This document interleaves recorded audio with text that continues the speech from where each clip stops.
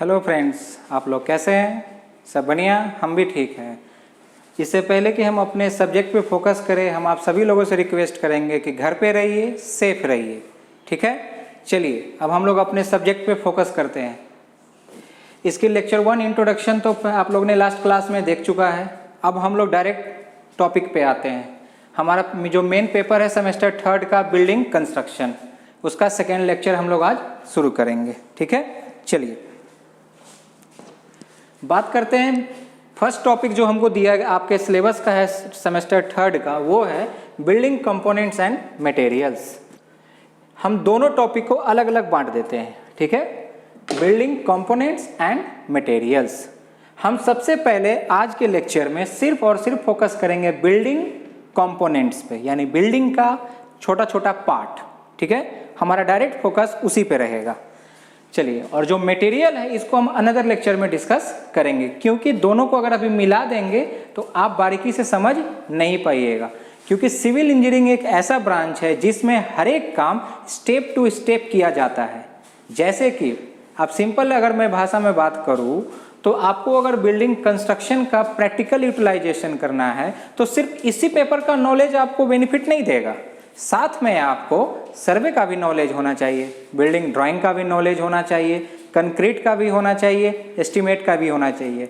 ऐसा मैं क्यों बोल रहा हूँ, एक छोटा सा एग्जाम्पल मैं आपके सामने रखता हूँ।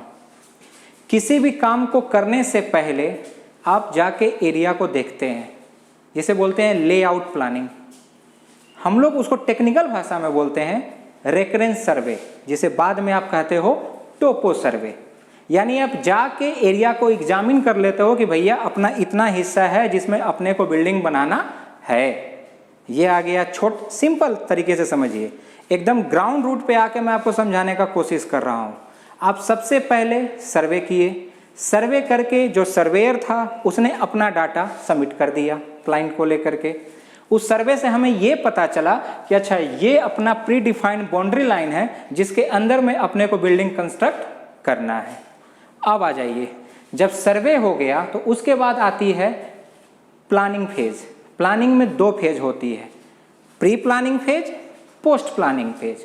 प्री प्लानिंग फेज का मतलब हो गया, सिंपल तरीके से समझिए, चूंकि आप अभी सेमेस्टर 3 में हैं तो मैं अभी अगर सेमेस्टर 5 का बात करूं तो आपको समझ में नहीं आएगी। आप बस ये समझो कि आप जब एग्जाम के लिए प्रिपरेशन करते हो तो आप कैसे करते हो। मैं डायरेक्ट बस वही कहना चाहता हूँ। आप नोट्स इकट्ठा करते हो, आप एक टाइम टेबल रूटीन फॉलो करते हो, अच्छे नोट्स को गैदर करते हो, अपने सीनियर से सलाह लेते हो, उसके बाद एक कंप्लीट A4 साइज टेबल पे आप उसको इकट्ठा करते हो पूरे के पूरे मटेरियल को, तब जाके आप अपना बेस्ट रिजल्ट देने के लिए प्रैक्टिस शुरू करते हैं। तो वैसे ही बिल्डिंग कंपोनेंट्स, कंस्ट्रक्शन में जाने से पहले जब तक हम ये नहीं जानेंगे कि भैया अपना बिल्डिंग का पार्ट जो है, यानी बिल्डिंग बोलते किसको हैं, आप किसी बुक से पढ़ा या बहुत सारे लेक्चरर होंगे जो आपको बताएंगे कि भैया बिल्डिंग कंस्ट्रक्शन इसको बोलते हैं, उसको बोलते हैं। हमें उससे मतलब नहीं है। हमारा गोल है आपको मैक्सिमम इनपुट देना, ताकि आप जो है मिनिमम डाउट के साथ जो है इस पेपर को पढ़ सके पॉलिटेक्निक एकेडमी के ऑनलाइन क्लासेस में। चलिए, बिल्डिंग कंपोनेंट्स, आप सभी को पता है कि as per your syllabus building component जो है वो 2 पार्ट में डिस्ट्रीब्यूट है। मैं हमेशा स्टेप टू स्टेप पढ़ाता हूँ और पढ़ता भी हूँ। ये मेरे लिए भी बेनिफिटेड है और मैं रिक्वेस्ट करूँगा कि आप लोग भी इसी को ऑर्डर को फॉलो कीजिए, इजी वे में समझ पाइएगा। अपना 2 पार्ट कौन कौन सा है? Building components and its function, और सेकेंड है type of structure. Type of structure जो है ये मेनली लोड से रिलेटेड है, यानी अपने बिल्डिंग के ऊपर लोड कैसे कैसे एक्ट करता है। तो अभी मैं अगर लोड के बारे में बता दूं तो आपको समझ में नहीं आएगी जब तक हम उसके बेसिक कंपोनेंट्स और उसकी फंक्शन को ना समझ ले। तो इसको हम अनदर लेक्चर के लिए रखते हैं। अभी अपना मेन जो इंटेंशन है या मेन ऑब्जेक्टिव जिसके लिए आज की लेक्चर की जा रही है वो है building components and its function. चलिए, अब बी प्रिपेयर्ड। अब हमारा मेन टॉपिक शुरू हो रहा है, building components and its function. हमारा बिल्डिंग कंपोनेंट जो है वो मेनली यूजुअली अगर बात की जाए, कोई आपसे सिंपल भाषा में पूछता है ना कि भैया आप अपने बारे में बताओ, तो आप नाम, पिताजी का नाम और अपना एड्रेस बताते हो। तो बिल्डिंग के बहुत सारे कंपोनेंट होंगे, लेकिन उन सब का एक सबऑर्डिनेट भी होता है। तो सिंपल भाषा में आप समझिए तो बिल्डिंग कंपोनेंट जो है हमारा 3 पार्ट में बटा हुआ है। पहला जो पार्ट है उसे हम लोग बोलते हैं सब स्ट्रक्चर। सेकेंड जो पार्ट है उसे हम लोग बोलते हैं प्लिंथ लेवल, जो कि यूजुअली कहीं डिस्कस नहीं किया जाता है, बट इसका ये मतलब नहीं कि इसकी इंपॉर्टेंस नहीं है, सबसे ज़्यादा इसी की इंपॉर्टेंस है, क्योंकि जो बीच में रहता है वही मीडिएटर का रोल प्ले करता है। और थर्ड है हमारा सुपर स्ट्रक्चर। इन सब के बारे में लास्ट लेक्चर में मैंने आपको थोड़ा थोड़ा ब्रीफ दिया था, लेकिन फिर से अभी डिस्कस करते हैं और फिर ब्रीफ में डिस्कस करेंगे। तो चूंकि we all are civil engineer, तो हमें हमेशा एक बेसिक कंटेंट टर्म से किसी को डिफाइन करना है, ना कि पूरा उसका एक ब्रीफ याद करके रखना है। वो आज से 4 साल के बाद याद किसी को नहीं रहने वाला है। तो चलिए, आपसे कोई पूछे कि सब स्ट्रक्चर किसको बोलते हैं, तो आप सीधा बोलने का फाउंडेशन को बोलते हैं। फाउंडेशन यानी कि किसको, जो ग्राउंड लेवल से नीचे होता है। प्लिंथ लेवल जो ग्राउंड लेवल से जस्ट ऊपर होता है। और तीसरा क्या है, सुपर स्ट्रक्चर, जो प्लिंथ लेवल से ऊपर हो गया। ठीक है, आप यूजुअली तीनों पार्ट को समझ गए। अब इसके लिए हम एक एग्जाम्पल कोट करते हैं। नॉर्मली आपको हर कोई जो है एक फिगर बना के देगा, उससे समझाएगा, मैं भी समझाऊंगा, लेकिन उससे पहले आपके डेली रूटीन में जो आप फॉलो करते हैं, उससे अगर मैं इन 3 टर्म को समझाऊं तो आप आजीवन नहीं भूलेंगे, ये हम गारंटी देते हैं। ठीक है, चलिए, आप मेरे इस बॉडी को समझ लीजिए एक बिल्डिंग स्ट्रक्चर है। परमानेंट मुझे नहीं समझ लेना है भाई, सिंपली समझो मैं एक बिल्डिंग स्ट्रक्चर हूँ। आप मेरा कमर देख रहे हो, बरोबर। कमर जो हो गया ये आपका हो गया ग्राउंड लेवल। याद रखना है इन टर्म को, तो एग्जाम्पल ऐसा सेट करो जो हमेशा आपके साथ बीतता है, वो याद रखवाएगा आपको। ये कमर जो हो गया, इसके नीचे हो गया क्या, फाउंडेशन, दैट इज सब स्ट्रक्चर। कमर से जस्ट थोड़ा ऊपर जो हो गया हमारा प्लिंथ, और उसके ऊपर का ये जितना हिस्सा हो गया वो क्या हो गया हमारा सुपर स्ट्रक्चर। अब इस शरीर की अगर बात की जाए तो कमर से नीचे हमारा क्या है, सिर्फ पैर है। तो इसको बिल्डिंग के टर्म में अगर बात किया जाए तो सिर्फ फाउंडेशन है। कमर के ऊपर जस्ट बात की जाए तो सुपर स्ट्रक्चर। तो सुपर स्ट्रक्चर में बहुत सारा कंपोनेंट होगा। कैसे, अपने शरीर को देखिए, हाथ है, नाक है, कान है, आंख है, सर है, ये है, बैकबोन है। तो ऐसे ही आप अगर आज के 5 साल बाद भी कोई आपसे अगर पूछता है सुपर स्ट्रक्चर, तो डिफिनेशन याद करने की जरूरत नहीं है, बस बोलो भैया मेरे शरीर में जैसे ऊपर के हिस्से में बहुत सारे पार्ट है, वैसे सुपर स्ट्रक्चर में भी बहुत सारा पार्ट होता है। लोग उतने में ही समझ जाएंगे। ठीक है, अब इसको ब्रीफली डिस्कस करते हैं। सबसे पहले फाउंडेशन को, क्योंकि हमेशा ग्राउंड से ऊपर बढ़ेंगे तो आपको समझ में आएगी, ना कि ऊपर से नीचे। चलिए, फाउंडेशन, फाउंडेशन को हम क्या बोलते हैं, एक तरह से सब स्ट्रक्चर। आप फाउंडेशन वर्ड से क्लियर ये समझ लीजिए कि आपकी ओवरऑल सिविल इंजीनियरिंग जो है वो इसी वर्ड पे टिका हुआ है, इसी टर्मिनोलॉजी पे। तो ये आपके लिए एक तरह से की है, इस टर्मिनोलॉजी को कभी नहीं भूलना है, जिसको हम लोग क्या बोलते हैं, फाउंडेशन। यानी कि आपके शरीर का ओवरऑल वेट कौन गेन करता है, आपकी पैर। पैर कहाँ जाके फाइनली कांटेक्ट है, सॉइल पे। तो वैसे ही बिल्डिंग भी जो है उसकी फाउंडेशन जो है वो जमीन से जुड़ी हुई है। यानी कि इसका मतलब क्या हुआ कि भैया जो भी स्ट्रक्चर बनेगी जो जमीन से नीचे होगी, वो फाइनली सारे लोड को कहाँ ट्रांसफर करेगी, जमीन पे। जैसे कि अपना सारा लोड पैर के नीचे रहती है, फिर फाइनली जमीन पे ट्रांसफर हो जाती है। तो फाउंडेशन बोलते किसको हैं, तो it is the part of building constructed below the ground level. बहुत सिंपल टर्मिनोलॉजी में लिखा हूं, इसके बहुत सारे मतलब हो सकते हैं। तो सिंपल भाषा में इसका क्या मतलब हुआ, यानी कि ग्राउंड लेवल से नीचे जो भी आपने कंस्ट्रक्शन किया वो सब आ गया किसके अंतर्गत, सब स्ट्रक्चर, दैट इज फाउंडेशन के अंतर्गत। ठीक, तो फाउंडेशन आपने देख लिया, it is the part of building constructed below the ground level, that is natural soil level. ठीक है, second, it is the most critical part of building which transmits entire load of structure to the subsoil। आपकी शरीर की सबसे important structure क्या है, पैर। पैर नहीं रहेगी तो आप लोड बियर कर ही नहीं सकते हो। वैसे ही बिल्डिंग की सबसे इंपॉर्टेंट मोस्ट क्रिटिकल स्ट्रक्चर कौन होती है भैया, तो फाउंडेशन होती है, क्योंकि सारा फाइनली लोड ट्रांसफर वो जमीन पे वही करता है। यानी वो एक तरह से मीडिएटर है सॉइल और सुपर स्ट्रक्चर के बीच का। Third, it is also known as sub structure. अभी तक के पूरे लेक्चर में आपने गौर किया कि भैया फाउंडेशन को ही सब स्ट्रक्चर बोलते हैं, तो उसको सब स्ट्रक्चर क्यों बोलते हैं ये कोई नहीं बताएगा आपको, सब आपको बोल देंगे कि भैया फाउंडेशन को सब स्ट्रक्चर बोलते हैं। तो समझो पहले इस बात को, it is also known as sub structure as it provide support to super structure to be stable. कोई स्ट्रक्चर जब तक स्टेबल नहीं होगा तब तक उसकी इंपॉर्टेंस नहीं है। तो सुपर स्ट्रक्चर जो जमीन से ऊपर का हिस्सा हो गया उसको स्टेबल रखने के लिए सब स्ट्रक्चर यानी फाउंडेशन जो हो गया वो सबसे ज्यादा रोल प्ले करता है। वो उसको एक तरह से जकड़ के रखता है, न हिलने देता है, न मूवमेंट करने देता है, न सेटलमेंट करने देता है। इससे क्या होता है, बिल्डिंग हमारा स्टेबल रहता है। And the last, it is generally constructed with reinforcement concrete, brick, rock and timber। Foundation के बारे में आपको ब्रीफ एक आइडिया मिल गई।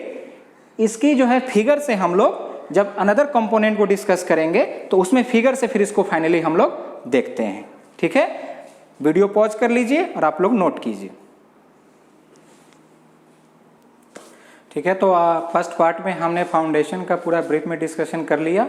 अब सेकेंड कंपोनेंट जो हमारी बिल्डिंग की है जिसका प्रैक्टिकल इंपॉर्टेंस कंस्ट्रक्शन में है लेकिन आपके लिए जानना भी उतना ही जरूरी है, वो है हमारा प्लिंथ। प्लिंथ के बारे में आप क्या जानते हैं? आप लोग नॉर्मली आप लोग को ये बताया जाता है कि भैया जीएल से जो जस्ट ऊपर वाली कंपोनेंट होती है वो क्या होती है, हमारी प्लिंथ होती है। चलिए इसके बारे में 2-3 पॉइंट पढ़ लेते हैं। पहला, it is the part of building lying above ground level. ये आपको पहले भी बता दिया गया और आप हर कोई जानते हैं। Second, it is lies up to the floor level. अभी मैं आपको ये बोलूंगा फ्लोर लेवल तो आपको थोड़ा पता नहीं चलेगा कि ये फ्लोर लेवल क्या होता है। इसके बारे में आगे हम लोग डिस्कस करेंगे। बस आप ये समझिए कि फ्लोर लेवल और plinth level almost near by parallel होता है। जिसे आप एडजेसेंट बोलते हैं ना, एक साथ समांतर चलना पर एक नहीं हो जाना, वही हुआ। It is lies up to the floor level immediately above the ground. Just जमीन से ऊपर हमारा प्लिंथ भी होता है और उसी से जस्ट ऊपर हमारा जो हो गया नियर बाई जो एरिया ऑक्युपाइड हो गया वो हमारा क्या हो गया, फ्लोर लेवल। ठीक है। Third, the built up area measured at this level. हम जिस लेवल की बात कर रहे हैं यानी कि जो फाउंडेशन से ऊपर यानी प्लिंथ लेवल, इस लेवल पे जो भी बिल्टअप यानी जो भी कंस्ट्रक्शन हुआ या जो भी चीज हम बनाने वाले हैं वो जो एरिया होता है वो एरिया हमारा क्या कहलाता है, प्लिंथ एरिया। यानी ये सब सुपर स्ट्रक्चर से नीचे हो गया, सब स्ट्रक्चर से ऊपर हो गया। ठीक है, प्लिंथ आपको समझ में आ गई। अब आते हैं the third most important terminology जिसके लिए हम ये पेपर पढ़ रहे हैं। इसी का आने वाले समय में अभी और हमेशा प्रैक्टिकल थ्योरेटिकल सभी जगह इंपॉर्टेंस रहेगा, इसलिए इस टर्म को जरा बहुत गौर से समझने की जरूरत है। चलिए बात करते हैं। टर्म है हमारा सुपर स्ट्रक्चर। सुपर स्ट्रक्चर के बारे में आपको हमने पहले भी बता दिया है भैया, जीएल से ऊपर, ग्राउंड लेवल से ऊपर प्लिंथ, प्लिंथ से ऊपर का जो भी चीज बना हुआ है, जो भी आपको अपने आंखों से दिखता है वो क्या कहलाता है, सुपर स्ट्रक्चर। ऐसे भी हम लोग सिविल इंजीनियर हैं, हम लोग इंटैक्ट विथ सॉइल है, बाकी सारे ब्रांच हमसे जुड़े हुए हैं। क्यों? क्योंकि हम नेचुरल रिसोर्स को एक नया रिफॉर्म देते हैं। किस रूप में? एक स्ट्रक्चर के रूप में। तो वैसे ही सुपर स्ट्रक्चर, चलिए, it is the part of building constructed above the plinth level. यानी प्लिंथ लेवल के जस्ट ऊपर जो कंस्ट्रक्टेड स्ट्रक्चर किया जाता है उसे हम क्या बोलते हैं, super structure. Second, it is design to take various load acting on it. सीधी सी बात है भैया, बिल्डिंग अगर बनी है तो वो लोड तो कैरी करेगी ही। अब वो कितने तरह की लोड होगी, कैसे लोड लगेगी, वो आगे पढ़ेंगे। लेकिन सिंपल भाषा में आप ये समझिए, क्योंकि अब आप सिविल इंजीनियर हो चुके हैं तो अब आप ये नहीं कहेगा कि भैया दरवाजा का लोड तो विंडो का लोड तो घर का लोड तो गाड़ी का लोड, वो नॉन टेक्निकल वर्ड है। टेक्निकल वर्ड लोड का क्या है, हमारे पूरे सिविल इंजीनियरिंग में 3 ही वर्ड बना है जिसमें ओवरऑल पूरी लोड जो है स्ट्रक्चर की वो प्री डिफाइंड है। वो लोड क्या है जिसके बारे में आपको कोई नहीं बताएगा, वो है अपना लाइव लोड, डेड लोड और विंड लोड। इसके बारे में ब्रीफ में अभी बताने की जरूरत तो नहीं, लेकिन सिंपल में आप समझ लीजिए लाइव लोड मतलब जो मोशन में है, यानी कोई स्ट्रक्चर जब बन गया उसके बाद उस पर जो भी लोड लगती है, यानी आप अपने नीड के अनुसार जो चीज़ को रखते हैं हटाते हैं। डेड लोड क्या हो गया, जो स्ट्रक्चर बन के स्टेबल हो गया, अब उसकी ना बढ़ने वाली है ना घटने वाली है। और विंड लोड क्या हो गया, जो कि हमारे पूरे सिविल इंजीनियरिंग का एक बहुत ही इंपॉर्टेंट फिनोमिनल टॉपिक है, विंड लोड, यानी कि इन्वायरमेंट का इम्पैक्ट हमारे स्ट्रक्चर पे जो पड़ता है वो एक डिजाइन का बहुत ही इंपॉर्टेंट पैरामीटर है। क्यों? क्योंकि ये विंड लोड ही जो है वो बिल्डिंग के ओवरटर्निंग, उसके मूवमेंट को, उसके सेटलमेंट को सबका इन्फ्लुएंस करता है, जिसके बारे में हम आगे पढ़ेंगे। ठीक है, चलिए third, all loads acting on it, जो भी सुपर स्ट्रक्चर पे लोड लग रहा है भैया वो it is finally transfer to the sub structure. Simple सी बात है, आपके हाथ का लोड अगर यहाँ पे लग रहा है तो फाइनली ये सारा लोड जमीन पे जा किसके द्वारा रहा है, पैर के द्वारा। तो मैंने आपको पहले भी एग्जांपल से समझाया था, प्लिंथ के नीचे फाउंडेशन, ऊपर सुपर स्ट्रक्चर, सुपर स्ट्रक्चर की फाइनली सारा लोड कहाँ जाएगी, ग्रेविटी की वजह से हमारे जमीन के नीचे जाएगी। ठीक है, तो अब क्वेश्चन उठता है इन सभी चीज को, प्लिंथ को, सुपर स्ट्रक्चर को और फाउंडेशन को पढ़ के कि लोड लगता कैसे है, ट्रांसफर कैसे होता है। तो भैया ट्रांसफर कैसे होता है उससे पहले ये जानना होगा ना कि बिल्डिंग का क्या पार्ट होता है, क्या कंपोनेंट होता है, जिससे हम ये जान पाएंगे कि लोड ट्रांसफर कैसे होता है। ऐसे भी मैंने आपको लोड ट्रांसफर के बारे में बताया था कि एक अनदर लेक्चर हमको करना ही है। तो अब हमारा ऑब्जेक्टिव क्या है, सुपर स्ट्रक्चर का वेरियस कंपोनेंट, यानी इंपॉर्टेंट कंपोनेंट सुपर स्ट्रक्चर का क्या क्या होता है उसको हम लोग एक 2D ड्राइंग से समझेंगे, फिर उसके बारे में बात करेंगे। तो आपके दिमाग में अभी ख्याल आ रहा होगा कि भैया किस तरह का कंपोनेंट होगा सुपर स्ट्रक्चर में। तो मैं कुछ ब्रीफ में नहीं बताऊंगा, आप अभी जहां से बैठ के ये वीडियो देख रहे हैं अपने अगल बगल विजुअलाइज कर लीजिए। जो भी चीज़ आपको नजर आएगा वो सिविल इंजीनियरिंग के बिल्डिंग कंस्ट्रक्शन का ही पार्ट है। क्या? Door, window, wall, lintel, roof, floor, beam, यही है। चलिए वीडियो को पॉज कीजिए और आप लोग इसको नोट डाउन कीजिए, हम लोग आगे इसके बारे में डिस्कस करते हैं। चलिए इसका डेफिनेशन हम लोग ने पढ़ लिया, अब जरा एक 2D फिगर से इसको हम लोग ब्रीफली इसके सुपर स्ट्रक्चर के कंपोनेंट को समझते हैं। जैसा कि आप सामने एक ड्राइंग देख रहे हैं जो कि एक बिल्डिंग का फ्रंट व्यू बनाया गया है, ठीक है, जो सामने से हमें दिखता है। चलिए इंडिविजुअल हम लोग टॉक करते हैं। सबसे पहले हम लोग ने टॉक क्या किया था, सब स्ट्रक्चर जो कि फाउंडेशन था। तो फाउंडेशन के नीचे हमारा क्या है भैया, तो सबसे पहले क्या है, कॉलम है। कॉलम के नीचे क्या है हमारा, फुटिंग है। फुटिंग के नीचे क्या है, पीसीसी है। पीसीसी के नीचे क्या है, सब सॉइल है। तो अब नीचे से बात करते हैं तो ही बात समझ में आएगी। सबसे नीचे ग्राउंड लेवल से नीचे हमारा जमीन हो गया, नेचुरल ग्राउंड लेवल से नीचे का क्या लेयर होता है, सब सॉइल, सब बेस, जो हम लोग बात करते हैं। ठीक है, उसके ऊपर हम लोग ने पीसीसी किया। पीसीसी आरसीसी आप लोग रीइंफोर्स कंक्रीट में पढ़ रहे हैं, जो एक रीइंफोर्स जो सरिये के साथ होता है, एक जो बिना सरिये के होता है। ठीक है, पीसीसी का एक बेड लेयर हम लोग ने क्रिएट किया, उसके ऊपर हम लोग ने फुटिंग क्रिएट किया। तो अब आप लोगों के दिमाग में एक सवाल आ रही होगी कि भैया फुटिंग बोलते किसको है। फुटिंग को ब्रीफ में डिस्कस हम लोग करेंगे, लेकिन अभी सिंपल टर्मिनोलॉजी में ये समझिए कि फुटिंग जो है वो एक ऐसा मोड है जो हमारे फाउंडेशन के स्टेबिलिटी को बनाए रखता है। कैसे? कॉलम को जांच के, रेजिस्ट करके। ये जो कॉलम देख रहे हैं जिसके ऊपर पूरा स्ट्रक्चर खड़ा है, इसको ना ये मूव करने देता है ना सेटल करने देता है। वो करता कौन है, फुटिंग करता है।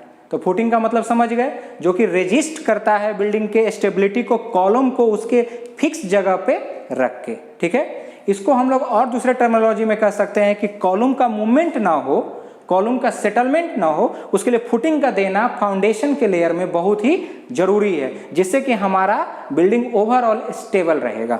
तो सबसे पहले सब सॉइल हो गया एक कंपोनेंट, पीसीसी हो गया, उसके ऊपर क्या हो गया, फुटिंग। फुटिंग के ऊपर क्या हो गया, कॉलम। ये ग्राउंड लेवल के नीचे का कंपोनेंट था, जो कि किसका हिस्सा था, सब स्ट्रक्चर का। ठीक है, अब यही कॉलम हमारा कंटिन्यू ऊपर भी होगा। तो ऐसा नहीं कंफ्यूजन क्रिएट करना है कि आप तो बता रहे हैं कि कॉलम जो है सब स्ट्रक्चर का हिस्सा है, हम तो बात कर रहे हैं सुपर स्ट्रक्चर का। ऐसा नहीं है, आपको समझाने के लिए अभी दिखाया जा रहा है। जब आप लेआउट ड्राइंग देखिएगा तो आपको बखूबी समझ में आएगा। ठीक है, यही कॉलम हमारा जीएल से थोड़ा ऊपर आता है। इस जीएल के पास हम एक छोटा सा बीम बांधते हैं, जिसको क्या बोलते हैं, टाई बीम, जो यहाँ दर्शाया अभी नहीं गया है।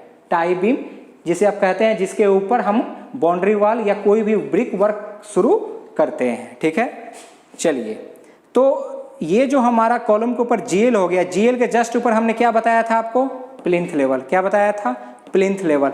और यही प्लिंथ लेवल ये दो लाइन जो आप देख रहे हैं ये हमारा कहलाता है क्या चीज, फ्लोर प्लिंथ लेवल। जो मैंने आपको बताया था ना फ्लोर लेवल, वही फ्लोर लेवल। चलिए ठीक है, जस्ट प्लिंथ लेवल के ऊपर, प्लिंथ लेवल के ऊपर और ब्रिक वर्क के नीचे हम एक डीपीसी प्रोवाइड करते हैं। डीपीसी को क्या बोलते हैं, डैम प्रूफिंग कोर्स। इसको बाद में बताएंगे। ये एक तरह से आप कैसे मैं समझाऊं, बरसात में ना भीगे इसके लिए आप रेनकोट पहनते हैं, तो वैसे ही ये बिल्डिंग के लिए वही काम करता है। ठीक है, डीपीसी हो गया। चलिए अब डीपीसी के ऊपर आते हैं, तो दिख रहा है आपको ब्रिक वर्क। आपको नॉर्मली पता है कि जैसे ही हमारा प्लिंथ के ऊपर आ जाते हैं भैया, ग्रेड बीम बांधते हैं, ग्रेड बीम के ऊपर हम ब्रिक वर्क शुरू कर देते हैं लेकर के। चलिए ब्रिक वर्क हो गया। ब्रिक वर्क के ऊपर हमारा जो मेन नेक्स्ट कंपोनेंट है वो क्या है, विंडो। आप फ्रंट व्यू में भी देख सकते हैं, एक आपको दरवाजा दिख रहा है, एक आपको विंडो दिख रहा है। ठीक है, चलिए विंडो के ऊपर आते हैं तो जो आपको सब कंपोनेंट दिखता है वो है हमारा छज्जा। छज्जा को याद रखना है और लिंटल को याद रखना है तो वेदर कोट, बस एक वर्ड जो हमेशा आप सुनते हैं कि बरसात में हमारा जो एक्चुअल हमारा बिल्डिंग कंपोनेंट है वो बरसात से खराब ना हो, इसी के लिए हम लोग उसके कुछ कंपोनेंट को बाहर निकालते हैं, जिसको क्या बोलते हैं, छज्जा। छज्जा के जस्ट ऊपर हम लोग क्या प्रोवाइड करते हैं, लिंटेल। अब लिंटेल से हमारा यहाँ पे फिर हम एक बीम बांधते हैं, आपको पता होगा, उसके बारे में ब्रीफ में डिस्कस करेंगे। चूंकि लिमिटेशन है इसमें, बेसिक जो इंपॉर्टेंट हमारा कंपोनेंट है हम उस पर फोकस किए हैं। ठीक है, अब उसके ऊपर आ जाइए ग्रेड बीम। आपको पता ही होगा, आप जहां से भी बैठ के देख रहे हो उसके ऊपर जो आपको रूफ नजर आ रही है वो किसी न किसी बीम से जुड़ी हुई है, वो हमारा ग्रेड बीम हो गया। और ग्रेड बीम के ऊपर हमारा क्या हो गया, आरसीसी रूफ या स्लैब। तो आपको सब कंपोनेंट समझ में आ गई सुपर स्ट्रक्चर की। तो इस पोर्शन, ये जो जीएल देख रहे हैं और ये जो प्लिंथ देख रहे हैं, इसके ऊपर का जो हिस्सा हुआ यहां से यहां तक, ये हमारा सब स्ट्रक्चर, ये हमारा प्लिंथ, और इसके नीचे सब स्ट्रक्चर, सुपर स्ट्रक्चर, सब स्ट्रक्चर, और ये हमारा प्लिंथ हो गया। ठीक है, उस समय हमने बिफोर ड्राइंग करने से पहले जब आपको हम ब्रीफ डिस्कशन दे रहे थे तो एक सवाल हमने पूछा था कि लोड ट्रांसफर कैसे होता है, वो बाद में डिस्कस करेंगे, लेकिन इस फिगर से आप समझ पाइएगा। सबसे पहले छत का लोड बीम पे, बीम का लोड दीवार से ट्रांसफर होकर लिंटर के द्वारा होते हुए विंडो, विंडो के द्वारा होते हुए हमारा ब्रिक वर्क, ब्रिक वर्क के द्वारा होते हुए प्लिंथ पे आ गया, प्लिंथ से कॉलम के द्वारा ट्रांसफर होते हुए ये फुटिंग पे गया, और फुटिंग से गया पीसीसी में, और पीसीसी से फाइनली कहाँ चला गया, हमारा सब सॉइल में। तो हम लोग तो यही जानते हैं फाइनली लोड कहाँ जाता है, जमीन के अंदर। तो आपका सब स्ट्रक्चर, प्लिंथ और सुपर स्ट्रक्चर थ्योरेटिकल भी समझ में आ गया, प्रैक्टिकली फिगर बना के भी आपको समझा दिया गया। तीनों कंपोनेंट आपको यूजुअली अब समझ में आ चुकी है। अब एक इंपॉर्टेंट टॉपिक जो हम लोग ने पढ़ा था कि सब कंपोनेंट एंड इट्स फंक्शन। तो सबसे पहले हम लोग सब स्ट्रक्चर यानी फाउंडेशन का फंक्शन पढ़ते हैं, उसके बाद सुपर स्ट्रक्चर का फंक्शन पढ़ेंगे। ठीक है, चलिए। फंक्शन ऑफ फाउंडेशन कंपोनेंट या सब स्ट्रक्चर कंपोनेंट।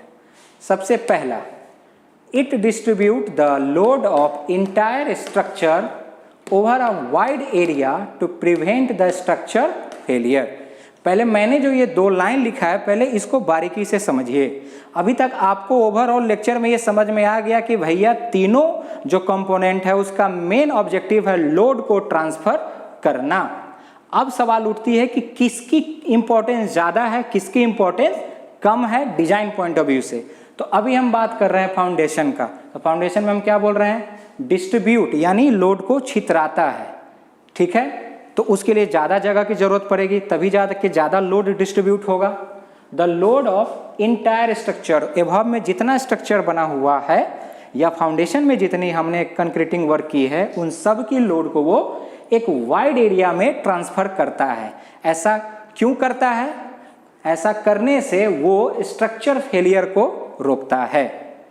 आप अगर किसी पे, मान लो बिल्डिंग कंस्ट्रक्शन का ही आप प्रिपरेशन कर रहे हो एग्जाम देने के लिए, और आपने 20 टॉपिक दिया हुआ था जिसमें से 10 ही टॉपिक पढ़ा, तो ये सियोरिटी कहाँ से होगी कि आपको 100 में 100 मार्क्स आएगी? कभी नहीं मिलेगी। ये तभी मिलेगी जब आप सारे वो पैरामीटर को फुलफिल करोगे जिससे आप मैक्सिमम गेन कर सकते हो स्कोर। वैसे ही फाउंडेशन हमारा मैक्सिमम फंक्शनिंग तभी देगा जब वो फेल नहीं होगा। तो फेलियर किन किन कारणों की वजह से होता है ब्रीफ में डिस्कशन बाद में करेंगे। अभी छोटा सा टर्मिनोलॉजी है उसको समझ लीजिए, अभी उसकी यहाँ पे उतनी इंपॉर्टेंस नहीं है। जब हम लोग फाउंडेशन का डिजाइन करेंगे या ड्राइंग बनाएंगे तो वहाँ पढ़ेंगे, लेकिन फिर भी समझ लीजिए बिल्डिंग का फेलियर किसके वजह से होता है, किन कारणों की वजह से होता है। वो कारण क्या है? नॉर्मल में मोर प्रेशर, आपकी लोड कैरिंग कैपेसिटी आपकी खुद की शरीर की अगर 60 kg है और मैं 80 kg दे दूंगा लेकर के, तो आप बियर कर पाओगे? नहीं कर पाओगे। लेकिन आप नीचे के पैर को थोड़ा छितरा दो लेकर के तो थोड़ा देर के लिए रेजिस्ट कर सकते हो। इसी को आप टेक्निकल में ट्रांसफर करो। मोर प्रेशर की वजह से स्ट्रक्चर फेलियर होता है ड्यू टू मूवमेंट। स्ट्रक्चर जो है वो हमारा तो एक रिजिड स्ट्रक्चर है, स्टेबल हो चुका है, लेकिन अगर वो मूव करेगा तो फेल करेगा ही करेगा। तीसरा, ड्यू टू सेटलमेंट। ये हमेशा ध्यान रखिएगा कि सिविल इंजीनियरिंग में कोई भी स्ट्रक्चर जब बनाई जाती है तो वो किसी भी हालत में उसका सेटलमेंट नहीं होना चाहिए। सेटलमेंट होगा तो बिल्डिंग की पॉसिबिलिटीज फेलियर होने की बढ़ जाएगी। तो सवाल ये उठता है कि यानी हमें फाउंडेशन में जो है, ठीक है, तो आपने मोर प्रेशर समझ लिया, मूवमेंट समझ लिया और सेटलमेंट क्या है आप समझ लीजिए। जैसे कि आप एक स्ट्रक्चर को बनाए जिसका एग्जिस्टिंग ये लेवल था, अब ये इस लेवल से दब के थोड़ा नीचे चला गया, सेटल हो गया, तो ये तो एग्जिस्टिंग स्ट्रक्चर से नीचे चला गया, तो इसकी फेलियर होने की पॉसिबिलिटीज क्या होगी? बढ़ जाएगी। यानी किसी भी परिस्थिति में जो स्ट्रक्चर है वो अपने एक्चुअल कंक्रीटिंग जो लेयर हमने क्रिएट की उसको वो छोड़ना नहीं चाहिए, यानी रिगेन करके रखा रहे जिस लेयर पे उसको कंस्ट्रक्शन की गई है। तो यही 3 मेन फैक्टर है जिसके वजह से स्ट्रक्चर फेलियर होता है। तो अगर हम इन 3 फैक्टर को दूर कर देंगे तो बिल्डिंग हमारा स्टेबल हो जाएगा। तो हमारा तो ऑब्जेक्टिव वही ना है कि फाउंडेशन का फंक्शन जो है वो बिल्डिंग को स्टेबल करना है। ठीक है, चलिए अब इसको जरा ब्रीफ में पढ़ते हैं। Foundation increase the stability of the structure which prevent any failure. हमको आपको हर किसी को पता है जितनी लोड कैरिंग कैपेसिटी हमारे फाउंडेशन सॉइल लेयर की है उतनी किसी की नहीं हो सकती, क्योंकि अल्टीमेटली सारा लोड ट्रांसफर कहाँ होके जाना है?